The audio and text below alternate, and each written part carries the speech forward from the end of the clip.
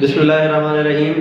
तो इससे पिछले लेक्चर में हम लोग बात कर चुके हैं इलेक्ट्रिक फ्लक्स की, और इलेक्ट्रिक फ्लक्स को हम लोगों ने डिटेल से पढ़ा है, उसको कैलकुलेट करने का तरीका भी हम लोग पढ़ चुके हैं।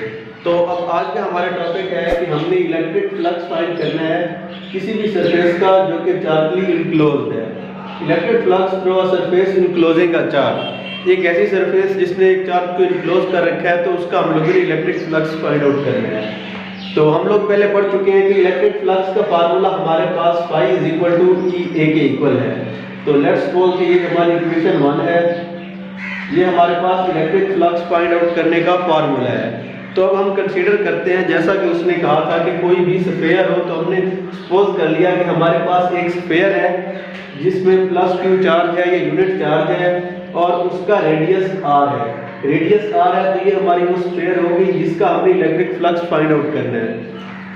अब हम इससे पहले बात कर चुके हैं कि इलेक्ट्रिक फ्लक्स हमारा ई ए के बराबर है, जिसमें ए हमारा एरिया है जो कि वेक्टर एरिया है। तो इस वजह से हम लोग इस पर पैचेस कंसीडर कर लेंगे। मतलब अगर हमारे पास फ्लैट एरिया होगा उस सूरत में ही हम उसका इलेक्ट्रिक फ्लक्स फाइंड आउट कर सकते हैं। तो जैसे हम लोगों ने ये एक पैच कंसीडर किया, तो हम इस पूरी ही सरफेस पर इस तरह के पैचेस कंसीडर कर लेंगे।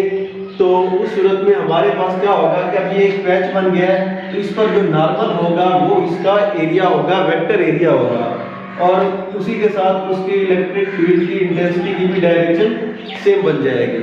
तो अब ये एक पैच पर है, इसी तरह हम इस पूरी सरफेस पर सारे पैचेस कंसीडर कर लेंगे। तो उस सूरत में हम उनको ओवरऑल समराइज कर लेंगे। अब ये एक पैच है, इसी तरह का और पैच बन जाएगा, और पैच बन जाएगा। तो ये डिफरेंट पैचेस होंगे जिनको हमने सम अप कर देंगे, तो इस पूरी सरफेस का हमारे पास इलेक्ट्रिक फ्लक्स आ जाएगा। तो हम कह सकते हैं कि इसका एरिया लेट्स सपोज A1 था, इसका हमारे पास A2 बनेगा, इसका A3 बनेगा, इसका A4 बनेगा। अब ये सब पैचेज हैं, सब पार्ट्स हैं, ये सब मिलकर ये एक स्फीयर का एरिया बनाएंगे। तो अब इनको डेल से रिप्रेजेंट करेंगे कि ये एक पार्ट का एरिया है, यानी हम लोग डेल A1 लिखेंगे, डेल A2 लिखेंगे, और जब सबको समराइज करेंगे तो हमारे पास ओवरऑल एरिया आ जाएगा। तो अगर हम कहें कि हम लोग इसके एरिया की बात करें, तो इसका जो एरिया होगा वो हमारे पास डेल A1 होगा, डेल A2 होगा, डेल A3 होगा, अप टू सो ऑन, जितने भी बनेंगे n वो वैल्यू हो जाएगी जितने भी इसके बन जाएंगे। लेट्स सपोज कि इसके 100 पार्ट्स बनते हैं, तो n की वैल्यू यहाँ पर 100 आ जाएगी। तो इसके बाद बात चलेगी इसकी इंटेंसिटी की, तो वो हमारे पास उसी तरह हो जाएगी, उसके रिस्पेक्टिवली E1 हो जाएगी, E2 हो जाएगी, E3 हो जाएगी, अप टू En, यानी कि n की जो भी वैल्यू आ गई वहां तक हो जाएगी। तब हमारे पास फार्मूला था EA, phi is equal to EA। हमने एरिया की बात कर ली कि हम इसके एरिया को पैचेस में डिवाइड कर देंगे, तो वो एरिया हमारे पास कुछ इस फॉर्म में आ जाएगा, del A1, del A2, del A3 से लेकर डेल AN तक। फिर हमने बात की उसकी इंटेंसिटी की, तो वो हमारे पास E1, E2, E3 up to En आ जाएगी। अगर हम लोग इन दोनों चीजों को अब इस इक्वेशन में पुट करते हैं, यानी E और A, तो अब क्या होगा कि जब पहले पार्ट से पहला मिल रहा है, तो ये बन जाएगा हमारे पास E1 डेल A1, फिर आ जाएगा प्लस, क्योंकि ये सबको सम अप करेंगे तो ओवरऑल हमें मिलेगा। तो ये पहला पार्ट आ गया, सम अप करेंगे अब दूसरा पार्ट, यानी A2 आएगा और इसके साथ E2 आ जाएगा, तो ये दूसरे हिस्से का आ गया। फिर सम अप करेंगे उसके तीसरे हिस्से का, E3 डेल A3, इसी तरह अप टू सो ऑन, जितने भी उसके हिस्से पैचेज होंगे उन सबको सम अप करते जाएंगे। तो ये हमारे पास इक्वेशन आ जाएगी उसके टोटल फ्लक्स की। इस इक्वेशन से हम लोग टोटल फ्लक्स फाइंड आउट कर सकते हैं। अब अगर हम लोग इन डेप्थ बात करें, तो इसके पैचेज चूंकि एक जैसे ही होंगे, तो इस वजह से हर एक पर इंटेंसिटी की वैल्यू ऑलमोस्ट एक जैसी बनेगी।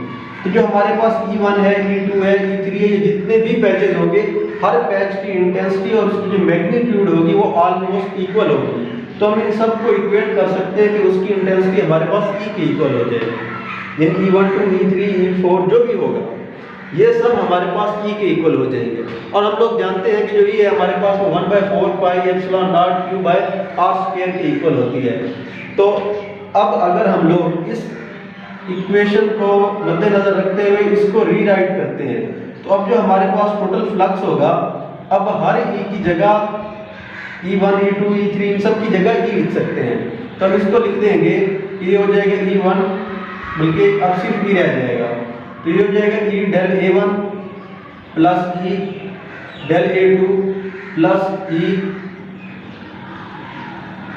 और del A 3 up to so on plus E और ये हो जाएगा डेल ए एन। अब इन सब कर लेंगे, ई हमें हमेशा एक जैसा आ रहा है तो हम क्या करेंगे, ई को कॉमन ले लेंगे। तो ये हो जाएगा E into del A one plus del A two plus del A three plus up to so on और प्लस आ जाएगा डेल ए एन।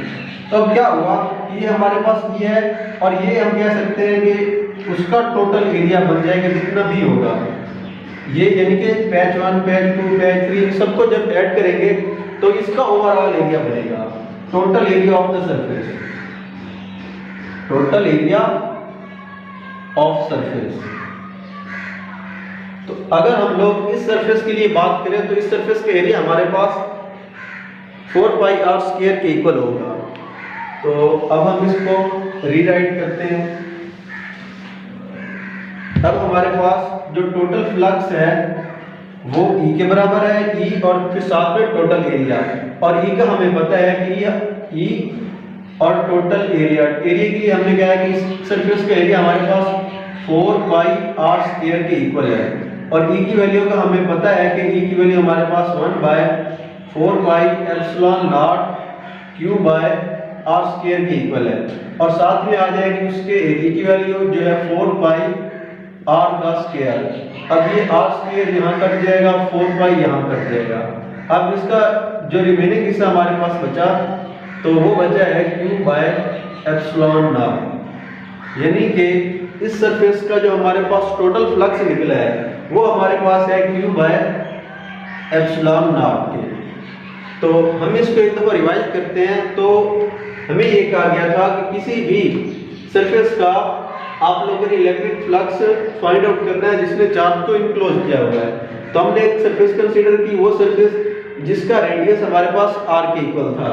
तो इसमें डिफरेंट पैचेस को कंसीडर किया, हर पैच के लिए हमने एरिया और इंटेंसिटी को शो कर दिया, और जैसे कि मालूम है कि हमारे पास इलेक्ट्रिक फ्लक्स का फार्मूला phi = E A के इक्वल होता है। तो हर पैच के लिए इंटेंसिटी और एरिया की वैल्यू फाइंड की, तो वो हमारे पास E1 A1 E2 A3 इस तरह था।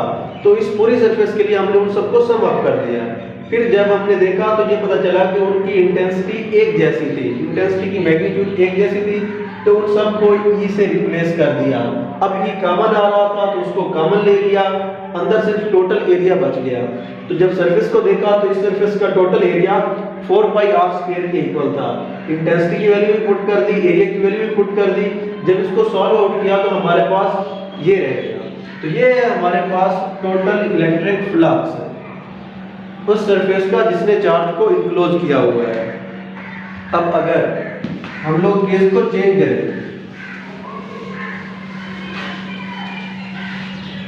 अगर हम लोग केस को चेंज करते हैं,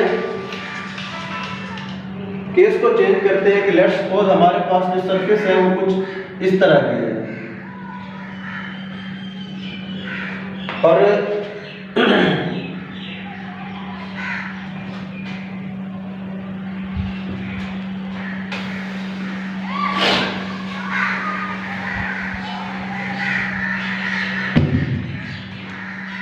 अब हम केस को तब्दील करते हैं कि जो हमारे पास सरफेस है उसकी शेप कुछ इस तरह की है। अब क्या होगा कि अब इसकी शेप उससे डिफरेंट है, तो इसके अंदर हमने ये एक सर्कल का हिस्सा कंसीडर कर लिया। हम कहते हैं कि इसके अंदर किसी तरह एक सरफेस है प्लस क्यू चार्ज है और उसके गिर्द इनक्लोज है जिसका रेडियस r है। अब ओवरऑल इसकी शेप डिफरेंट है, अंदर उसी तरह का सर्कल कंसीडर कर लिया है। तो जब हम लोग इस सरफेस के लिए फाइंड आउट करेंगे इलेक्ट्रिक फ्लक्स, तो ये भी वही आ जाएगा, यानी कि Q बाय एप्सिलॉन नॉट। तो ये इसके इक्वल आ जाएगा। तो इससे हम ये कंक्लूजन निकाल सकते हैं कि जो शेप है, साइज है, ओरिएंटेशन है, वो मैटर नहीं करता किसी भी इलेक्ट्रिक फ्लक्स को फाइंड आउट करने के लिए। बहुत शुक्रिया। अगर आप में से किसी को भी कोई इश्यू हो तो आप लोग हमसे कमेंट सेक्शन में पूछ सकते हैं।